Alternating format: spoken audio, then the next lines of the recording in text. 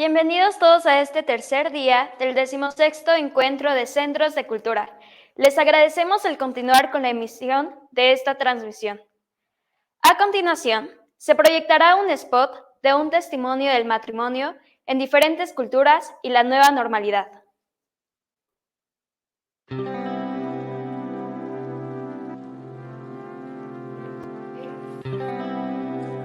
So John and I have been married for the past 13 years, and we've been living in Rome for actually all of those 13 years. And we have worn many interesting career hats throughout our lifetimes. My first career was in international lifestyle marketing, and then I got a master's degree in theology. And John and I chose to move to Rome to pursue our doctorates in theology, and for me specifically in church communications. Because from the time I was a little boy, I only cared about all things concerned with technology. Ended up doing a degree in engineering, focusing on fiber optic communications and electronics, and then pursued a master's at the University of Texas in San Antonio in computer engineering and in information systems. Ended up working in the field of telecommunications, and I was eventually heading up and eventually ended up having this change of heart because my curiosity took me into a different field, which was that of philosophy. So I ended up doing a master's in philosophy, which led to theology, and then eventually came to Rome to do a doctorate in bioethics.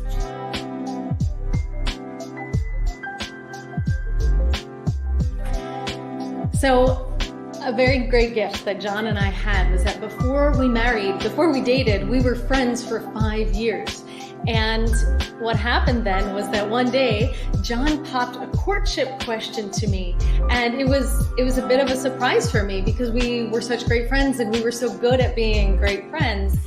And at first I thought, well, gosh, how could we date? Because aren't we supposed to be only friends? And then I realized quickly that that friendship was the perfect base. It was the perfect foundation to start a romantic relationship upon. Has to have that degree of both complementarity and compatibility.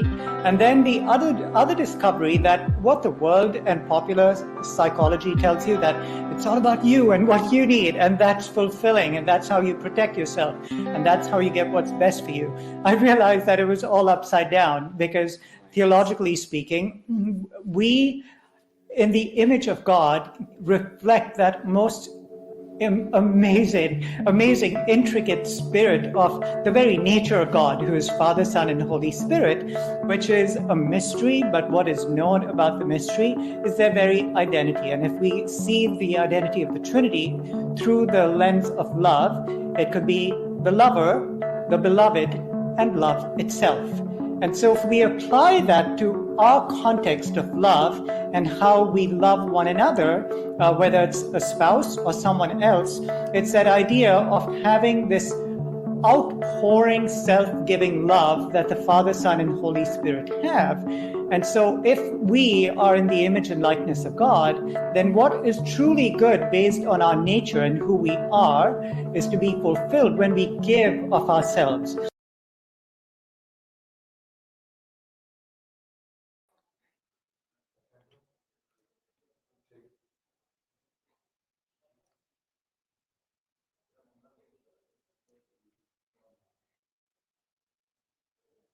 Para el cumplimiento del programa, iniciaremos este último día de encuentro con la ponencia Construir nuevos relatos y paradigmas, una antropología relacional.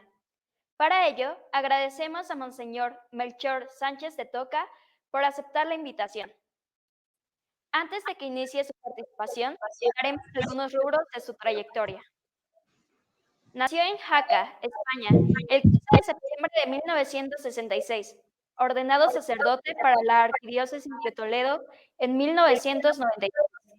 Estudió filosofía en la Universidad Complutense de Madrid, donde se graduó en 1989.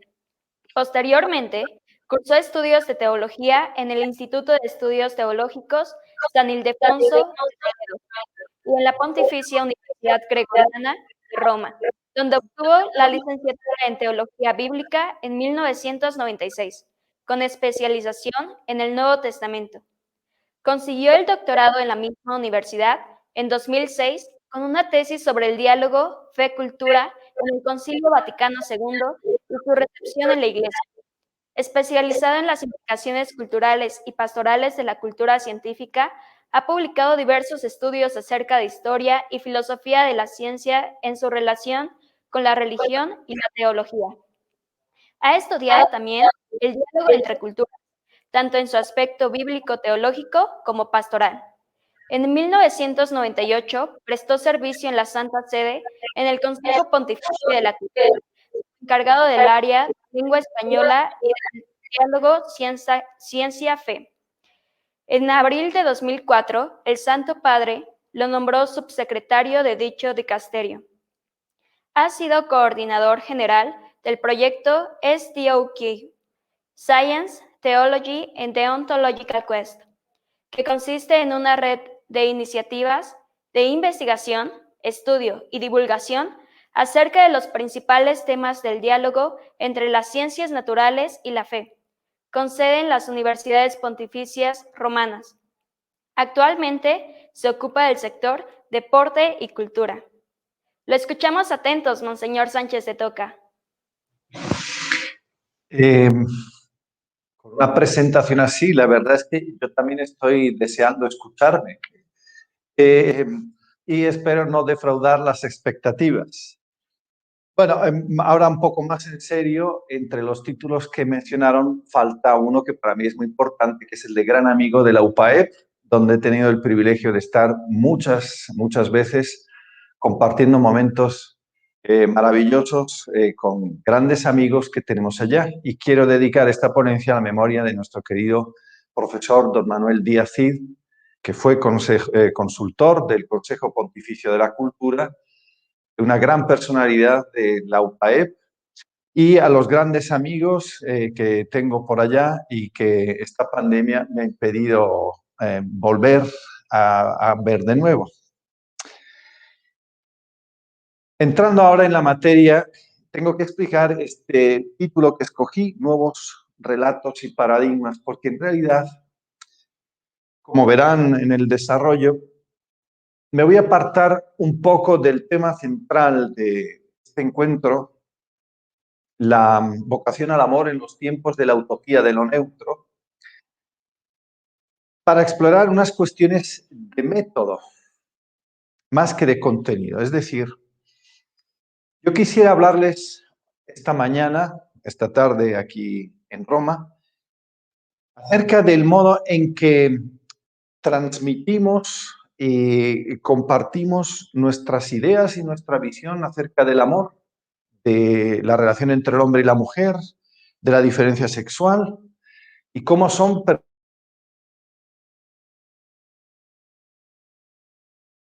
uno de los problemas más importantes que tenemos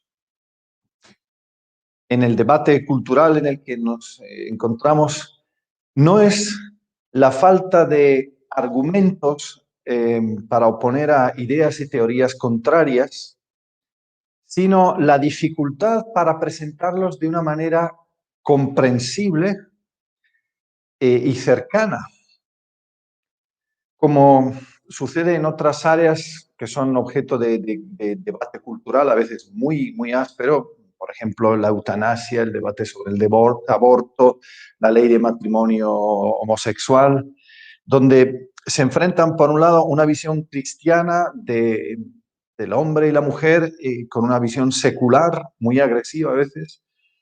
Nosotros tenemos muchas ideas y muy buenas, ideas y argumentos que se basan en la razón, en la revelación, por supuesto, en la escritura, pero en este debate social no es posible ganar únicamente con argumentos racionales.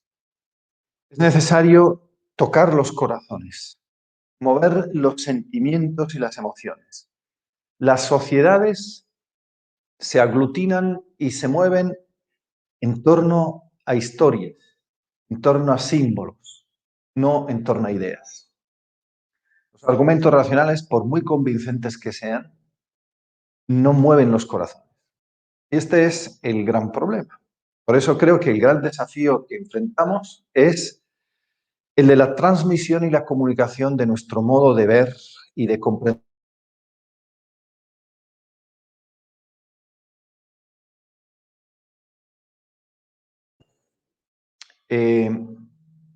Algo acerca de los estilos de comunicación, la conversión que tenemos que operar. Empezando primero por una especie de fotografía, una constatación, un mapa acerca de la realidad. Yo comenzaría diciendo algo que seguramente muchos han experimentado, y es que quien ha tratado alguna vez de presentar en público ante un auditorio no religioso un mensaje cristiano o aspectos del dogma o de la doctrina cristiana, sabe qué difícil es conectar con un auditorio que no es de los nuestros. Da la impresión de que no nos entienden.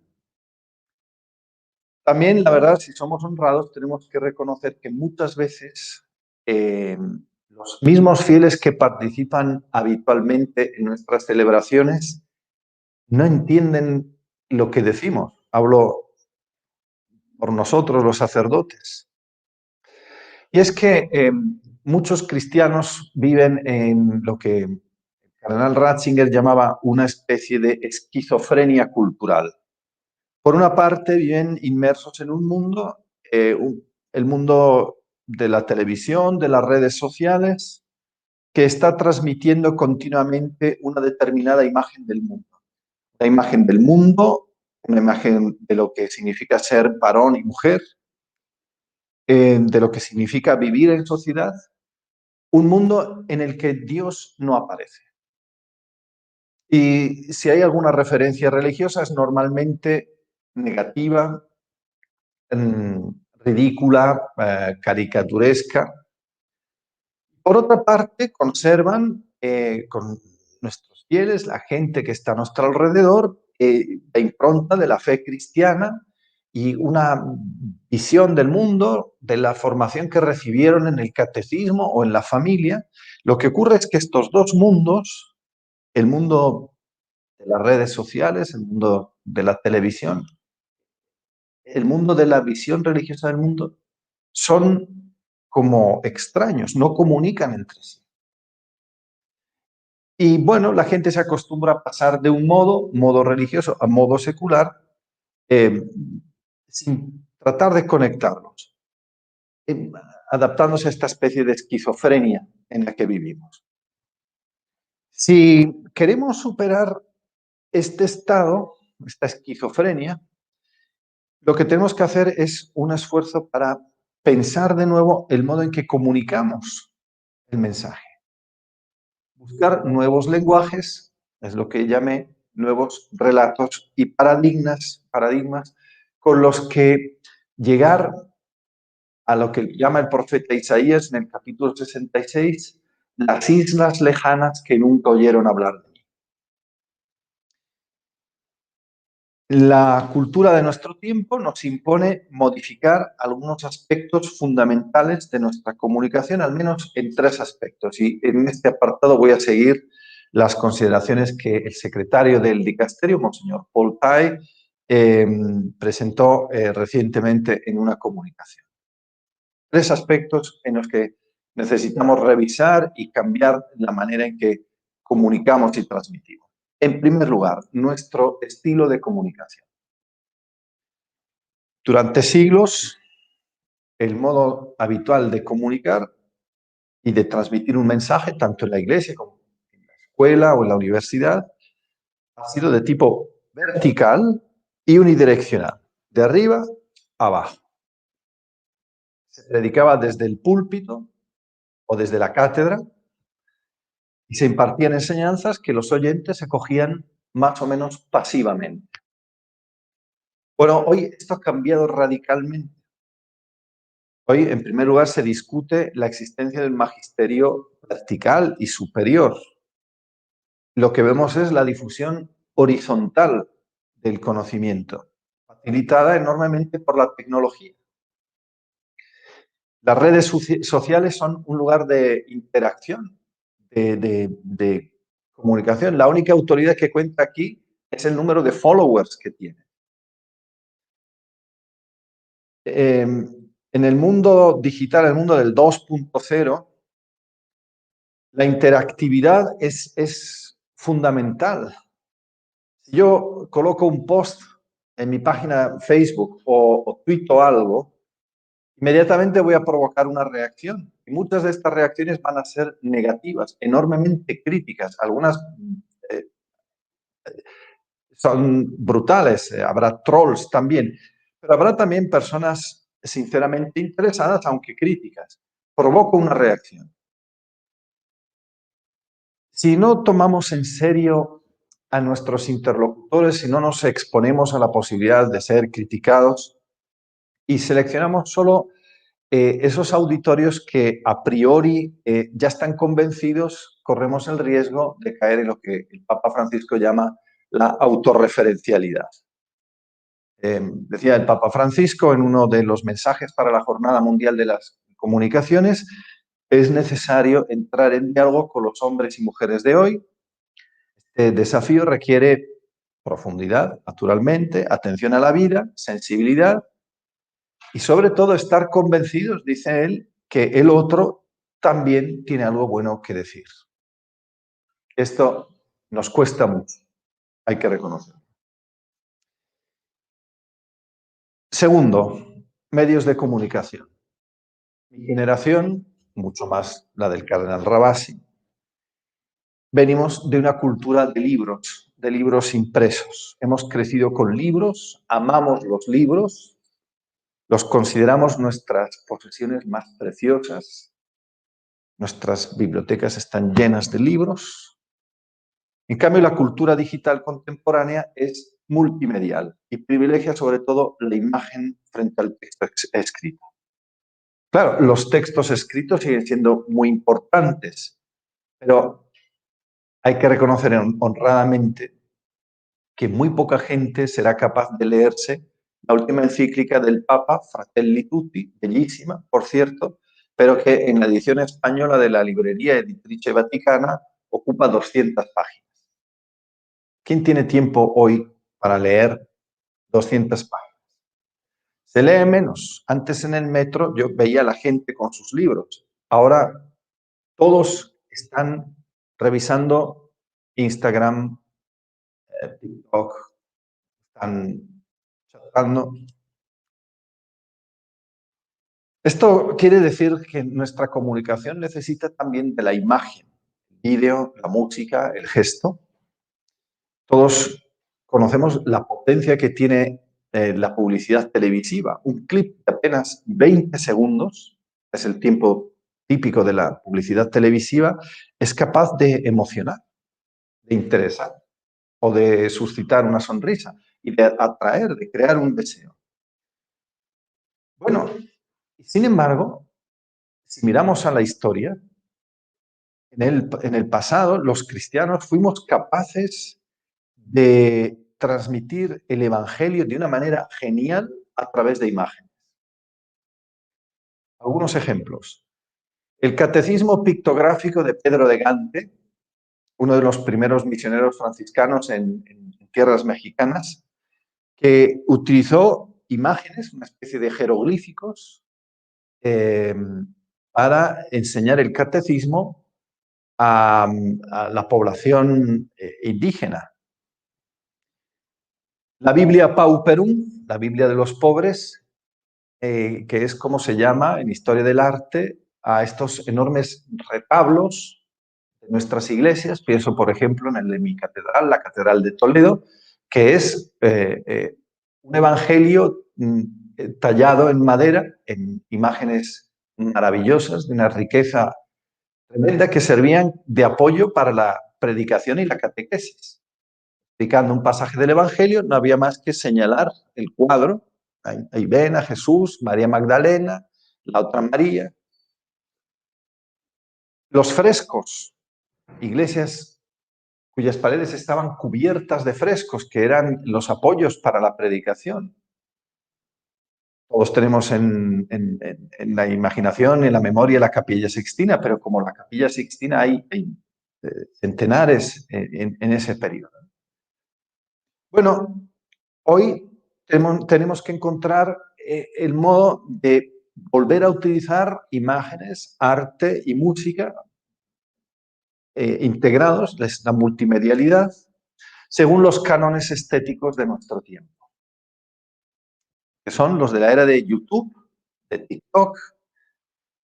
Esto es lo que hay, y mostrar cómo vivimos y celebramos nuestra fe, dando la importancia necesaria a los relatos, las historias, a las imágenes, tanto o más que a las ideas. Pasar de las puras ideas también a historias, relatos, símbolos, imágenes. En tercer lugar, además de un estilo de comunicación y de los medios que hay que utilizar, la parte más difícil, que es la que se refiere al lenguaje. Como decía antes, tenemos que reconocer honradamente que a veces el lenguaje tradicional de la Iglesia resulta poco significativo.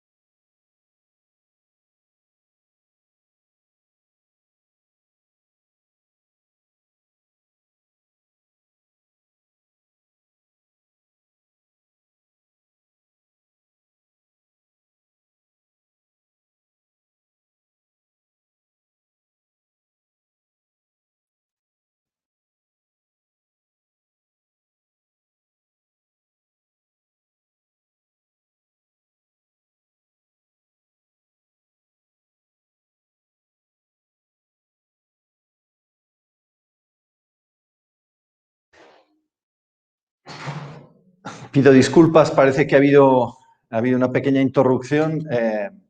Retomo el hilo de la consideración. Estaba diciendo que nuestro lenguaje a veces resulta difícil de comprender. Muchas veces pienso que si tomáramos una homilía de misa dominical y la publicáramos en un periódico de difusión nacional, mucha gente quizás no entendería de lo que estamos hablando. El lenguaje teológico que usamos es heredero de una cultura de siglos, de una reflexión que arranca en la Escritura y que se ha enriquecido con el pensamiento filosófico destilado a lo largo de siglos, pero a veces no nos entienden. El Papa Francisco sobre esto insiste mucho. Dice, a veces perdemos a quienes no nos entienden porque hemos olvidado el lenguaje de la sencillez. Naturalmente no se trata de banalizar el lenguaje, sino de hacer un esfuerzo de creatividad, un vocabulario, un lenguaje que resulte comprensible y significativo para nuestros oyentes. Y esto es una exigencia misma del Evangelio, porque el Evangelio, según el mandato de Jesús, tiene que ser presentado a todos los pueblos. Ir y anunciar el Evangelio a todos los pueblos. Desde la primera hora, los apóstoles, los misioneros cristianos, trataron de adaptar el mensaje de Jesús no solo al lenguaje, sino también a las categorías mentales de los pueblos a los que se dirigía. Y este esfuerzo arranca en los evangelios mismos, pasa por Cirilo y Metodio, que inventaron un alfabeto para poder traducir a la lengua eslava el evangelio, el alfabeto cirílico, los misioneros en América que estudiaron las lenguas, las recogieron y predicaron en lenguas indígenas. A ellos debemos gramáticas y catecismos en las principales lenguas del continente americano. Bueno, también en la cultura contemporánea de nuestro tiempo, que tiene su propio lenguaje digital, hay que hacer este esfuerzo. Dios, recuerda el Papa Francisco, está en todas partes, hay que saber descubrirlo para poder anunciarlo en el idioma de esa cultura. Y cada realidad, cada idioma tiene un ritmo diverso. Esto que llamamos en lenguaje técnico inculturar nuestro mensaje, traduciéndolo a categorías mentales, signos y símbolos comprensibles, hay que hacerlo hoy. Es verdad que las redes sociales son denunciadas por algunos como la exaltación de la banalidad y de la superficialidad. Es cierto. Pero también tenemos que recordar una cosa. Jesús utilizaba un lenguaje deliberadamente sencillo cuando hablaba con las multitudes. Dicen los evangelistas, solo les hablaba en parábolas, pero luego a sus discípulos los instruía en privado. Y una parábola, en términos modernos, es un clip, una historia breve tomada de la vida cotidiana que transmite una enseñanza. Hoy, una parábola sería un vídeo de TikTok, una historieta corta. La más larga es la parábola del hijo pródigo. La mayor parte de las parábolas son brevísimas, son pocos versículos. La mayor parte de las sentencias de Jesús, de los dichos de Jesús, caben en un tuit, como recuerda siempre el cardenal Rabasi. Dad al César lo que es de César y a Dios lo que es de Dios, cabe en la mitad de un tuit y es uno de los pilares sobre los que se sustenta la civilización occidental. Esto naturalmente no quita que después tenga que haber una elaboración más articulada, más profunda del mensaje para aquellos que estén interesados, pero el primer anuncio, el primer contacto tiene que ser en un lenguaje que la gente entienda y comprenda y que le resulte significativo. Sobre este punto, quisiera leer un comentario de una de las personalidades religiosas más relevantes de nuestro tiempo, recientemente fallecida, Lord Sachs, gran rabino del Reino Unido, el cual compartía la dificultad que había sentido muchas veces teniendo que hablar de cuestiones típicamente judías a un auditorio profano, secular. Quien haya estado alguna vez en una transmisión religiosa sabe lo difícil que es hablar ante un auditorio vasto y desconocido. A nuestros amigos creyentes les podemos dirigir palabras de fuego, pero a un público amplio solo podemos dirigirles las generalidades más vagas. La difusión amplia, en cuanto se pone a una difusión para un grupo selecto, es pobre en autenticidad. Sin embargo, si queremos tener una cultura pública con una dimensión religiosa, tenemos que someternos a este ejercicio. Tenemos que aprender a hablar con aquellos que no esperamos convertir, inmediatamente al menos, pero con los que deseamos vivir. La difusión limitada a un grupo muy selecto nos libra de este esfuerzo, pero nos hace caer en el peligro de un grupo marginal, dirigirnos solamente a un segmento de la audiencia, donde el crecimiento de nuestro grupo está limitado a la escucha de las voces con las que ya está de acuerdo. De nuevo, el peligro de la autorreferencialidad. En esta tensión es en la que nos movemos. Si queremos evitar el peligro de la autorreferencialidad, tenemos que aprender a hablar a un mundo que está ahí fuera, que no viene nunca por la iglesia, que tiene escasísimo contacto con nosotros, y hablarles de manera que nos entiendan. Esto requiere crear nuevos relatos y paradigmas. Y así entro en el tema principal de mi exposición. Podríamos resumir, por lo tanto, la necesidad de crear nuevos estilos de comunicación diciendo que hay que crear nuevos relatos y paradigmas. Esta expresión es del Papa Francisco, está tomada de Evangelii Gaudium, en el apartado que él dedica a la cultura urbana. La cultura urbana, como saben, es un fenómeno planetario en todo el mundo. El crecimiento de la población en las ciudades a costa de la población rural, la población en el campo. El campo, en todo el mundo, se vacía y la población se vuelca sobre las ciudades. Hablando de este fenómeno, dice Francisco, nuevas culturas siguen gestándose en estas enormes geografías humanas en las que el cristiano ya no suele ser promotor o generador de sentido, sino que recibe de ellas otros lenguajes, símbolos, mensajes y paradigmas que ofrecen una orientación para la vida. Frecuentemente, en contraste con el Evangelio de Jesús, una cultura inédita late y se elabora en la ciudad. Las ciudades son elaboradores de cultura, de lenguajes, símbolos, mensajes y paradigmas que ofrecen a la gente puntos de anclaje para la propia vida. Esto crea una contraposición entre la cultura urbana y la cultura rural, que en cierto sentido es tan antigua como la humanidad, pero que nunca, como hoy, ha conocido esta diversidad. Pensemos solamente esto.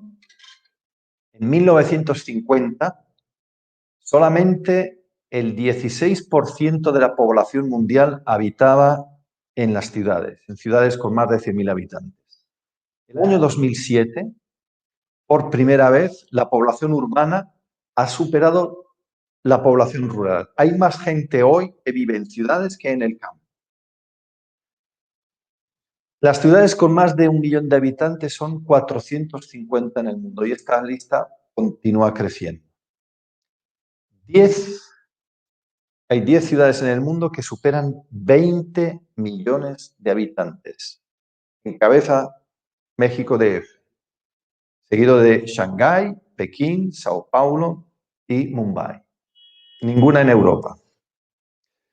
Y esta novedad no es solamente estadística, no es un elemento cuantitativo, sino cualitativo. Es una novedad cultural. Esta nueva cultura que, dice el Papa, late y se elabora en la ciudad, se difunde también al campo, de manera que la gente en el campo, gracias a la televisión y a las redes sociales, vive de la cultura propia de la ciudad. En todo el mundo, tradiciones milenarias que han ido marcando la vida de las comunidades rurales en todo el mundo desaparecen. Y esto tiene un impacto enorme para la Iglesia Católica, que había logrado a lo largo de los siglos empastarse con la cultura rural, adaptando sus celebraciones y sus ritos al ritmo del trabajo en el campo y de la agricultura, y que era también, hay que reconocerlo, la cantera principal de donde procedían la mayor parte de las vocaciones en la Iglesia. Bueno, esto ha cambiado radicalmente. Este nuevo horizonte cultural, una cultura contemporánea, tiene su origen en la ciudad, en ella tiene su centro propulsor, su centro dinámico, Y esto requiere imaginar respuestas nuevas a las exigencias de quienes viven en la ciudad.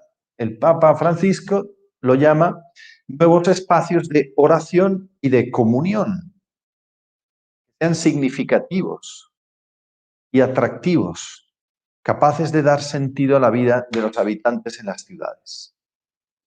Dice él, se impone una evangelización que ilumine los nuevos modos de relación con Dios, con los otros y con el espacio, y que suscite valores fundamentales.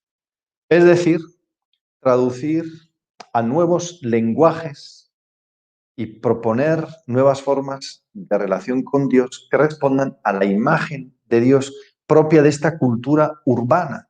Crear nuevas formas de comunión y de relación entre las personas que no son ya las tradicionales. Lo hemos visto durante la pandemia, durante el cierre. La gente estaba encerrada en sus casas. Habrá que crear nuevas formas de relación para personas que viven físicamente encerradas en sus casas. Los modos tradicionales de socialización han cambiado, o no valen ya, o son difíciles, o no tienen significado. En otras palabras, es necesario llegar al núcleo profundo del alma de la ciudad. Podríamos resumir todo esto que llevamos diciendo con estas palabras. Es necesario llegar allí donde se gestan los nuevos relatos y paradigmas, alcanzar con la palabra de Jesús los núcleos más profundos del alma de las ciudades. ¿Cuál es el núcleo profundo del alma de la ciudad?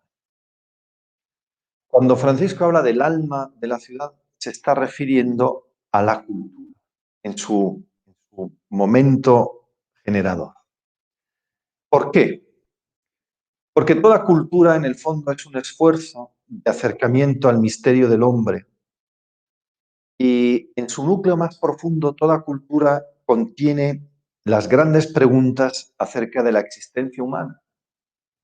Saber, en el fondo, de dónde venimos, para qué estamos acá, a dónde vamos. Y estas grandes preguntas, toda cultura las formula no con el lenguaje racional, sino con el lenguaje simbólico, no con la lógica, sino con el mito. El núcleo más hondo del alma urbana es allí donde se gestan nuevos relatos y paradigmas. Y es ahí donde es necesario llegar. Para entender esto que dice Francisco, creo que es muy iluminador un pasaje de su última encíclica que se llama Fratelli Tutti, la que les decía, que tiene 200 páginas, en la que, hablando de la necesidad de crear una cultura del encuentro, explica qué entiende él por cultura. La palabra cultura, dice él, es algo que ha penetrado en el pueblo, en sus convicciones más entrañables, en su estilo de vida. Si hablamos de una cultura en el pueblo, esto no es una abstracción o una idea, sino que incluye las ganas, el entusiasmo, una forma de vivir que caracteriza a este conjunto humano. Cultura, por lo tanto, no son solamente las grandes realizaciones del espíritu humano, la música, el arte, el pensamiento, sino estilos de vida, imágenes, símbolos que penetran en el alma de una comunidad y que son capaces de moverlo. De catalizar, de congregar a personas en torno a valores comunes. Y Francisco piensa en particular en la cultura del pueblo, donde por pueblo él entiende una comunidad organizada en torno a sus propios valores, estilos de vida. Es decir, crear relatos y paradigmas que den valor y articulen una comunidad. He hablado de lo que hay que hacer, pero ¿qué es lo que tendríamos que transmitir? Bueno, pues es el momento de regresar al tema principal de nuestro encuentro, que es el ser humano, varón y mujer, Ish e Isha, según los términos hebreos de Génesis 2. ¿Cómo hacer que esta visión que el cardenal Ravasi presentó en su exposición pueda llegar al corazón de la cultura, al alma de la ciudad, seguir inspirando modelos de vida? El cardenal nos presentó este cuadro maravilloso del ser humano en su triple relación vertical, hacia arriba, con el Creador, en su relación vertical descendente con la creación, con los animales, y la relación horizontal con sus iguales.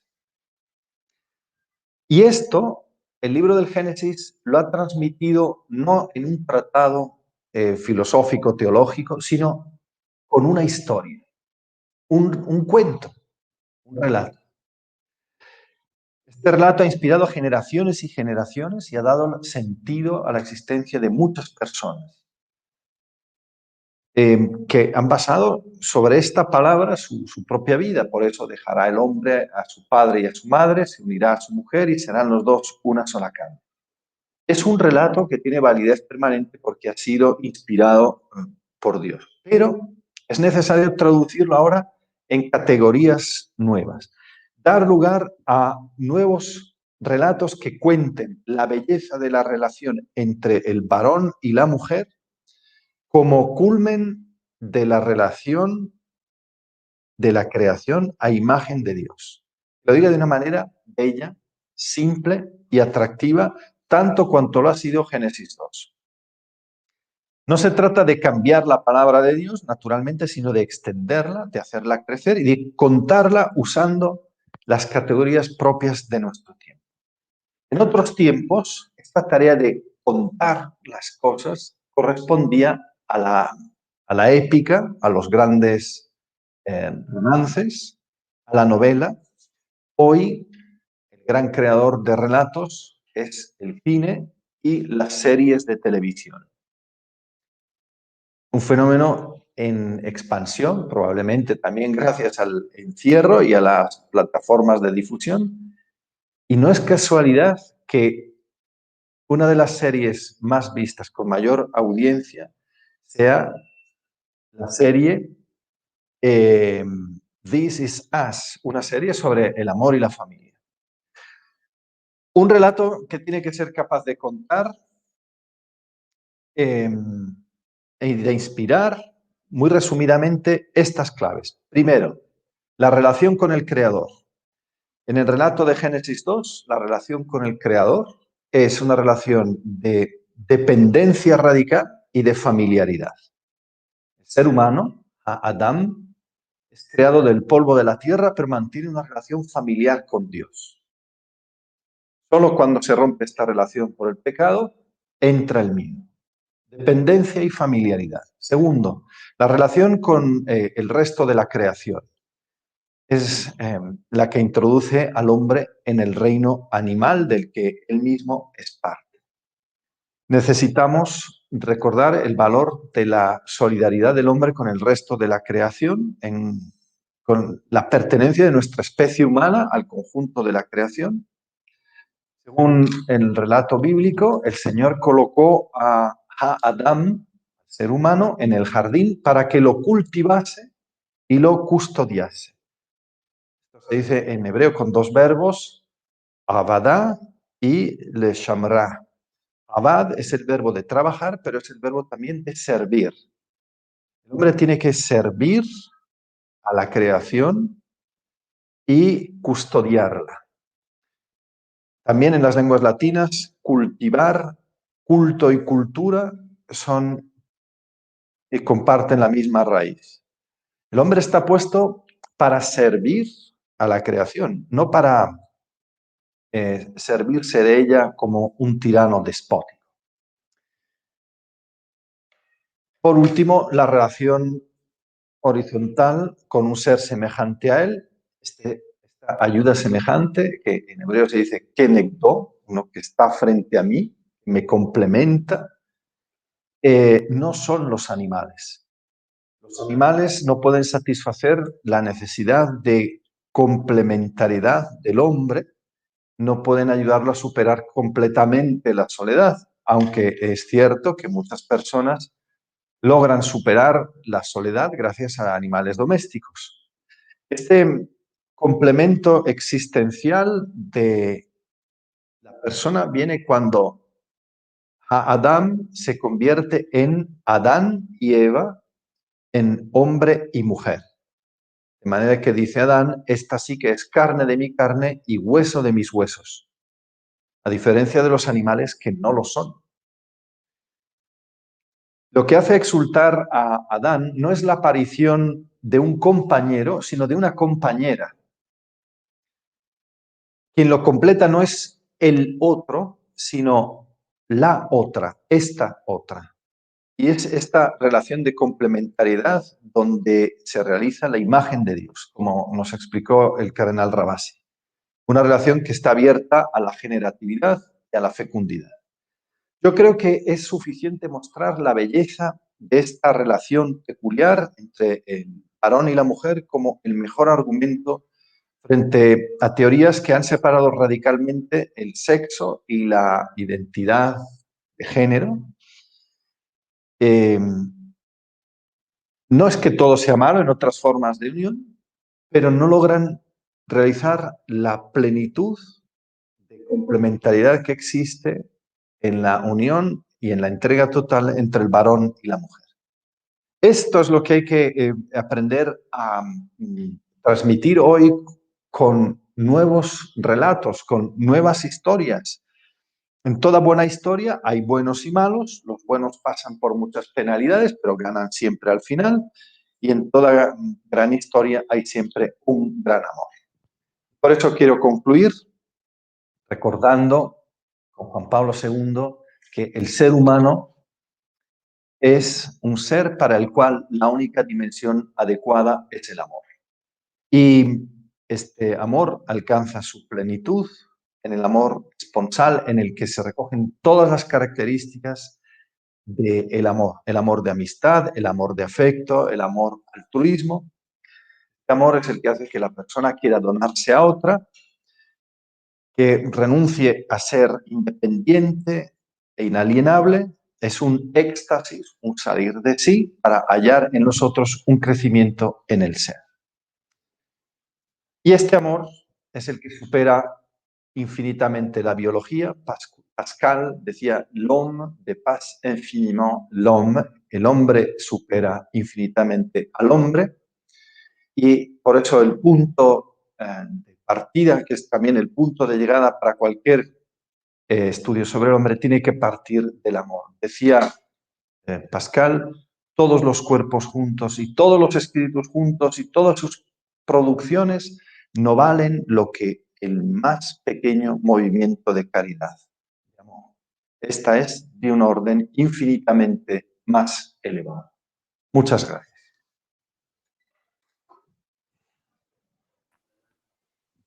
A continuación, daremos paso a la lectura de algunas preguntas que nos hacen llegar los participantes. La primera pregunta es, ¿qué piensa de la política simbólica? Es decir, del método de influir en la voluntad de otros mediante los significados. Bueno, no sé exactamente a qué se refiere a la política simbólica, pero ahí tendría que decir dos cosas. Primero, cualquier producto del ingenio humano es éticamente neutro, depende de la utilización que se le quiera dar. Desde que el hombre aprendió a domesticar el fuego, ha podido utilizar el fuego para calentarse y para cocinar y para alumbrarse, o para destruir la cabaña del vecino y para sembrar muerte y destrucción. Pero el fuego en sí mismo es éticamente neutro. Un símbolo es un símbolo, depende de la intención con la que se utilice. El ser humano se mueve en torno a símbolos. Pensemos lo que significa el himno nacional. Con ocasión de un gran evento deportivo, una final de fútbol, suena el himno nacional en el estadio y se para todo el estadio, canta el himno nacional a pleno pulmón y esto crea un sentimiento de fraternidad y de unidad que es capaz de mover montañas. Y es simplemente una música. O pensemos el poder que tiene el símbolo de la bandera. La bandera es un pedazo de tela, un pedazo de tela arbitrario. Los colores escogidos para la bandera son más o menos arbitrarios, ¿no? Y piensen, sin embargo, si uno quema la bandera de mi país delante de mí, yo como decía el Papa Francisco, yo le doy un puñetazo, porque me provoca emociones. Los símbolos tienen la capacidad de mover las emociones. Ahora, esto se puede utilizar para manipular las conciencias. Las dictaduras lo saben muy bien. Recordemos la maestría con que el nazismo utilizaba toda una simbología inventada de cruces gamadas y de grandes desfiles nocturnos con antorchas para galvanizar un pueblo, ¿no? Lo que han hecho los regímenes totalitarios, el estalinismo y el comunismo. Todo esto está ahí. Ahora, indudablemente, lo que mueve las voluntades son estos elementos. Sobre esto ha escrito mucho Habermas, para los que estén interesados en profundizar el concepto. Él dice que las sociedades seculares modernas no pueden vivir solo de elementos racionales, tal y como están expresados en las declaraciones y en las cartas. Necesitan un plus de elementos de tipo simbólico que movilicen a la sociedad. Y como decía antes, los símbolos, las emociones, se pueden utilizar en sentido positivo o negativo. Esto es lo que se me ocurre decir. Muchas gracias por la respuesta y bueno, tenemos otra pregunta más. Dice, ¿cómo formar a los futuros sacerdotes en esta dinámica de los nuevos relatos y paradigmas?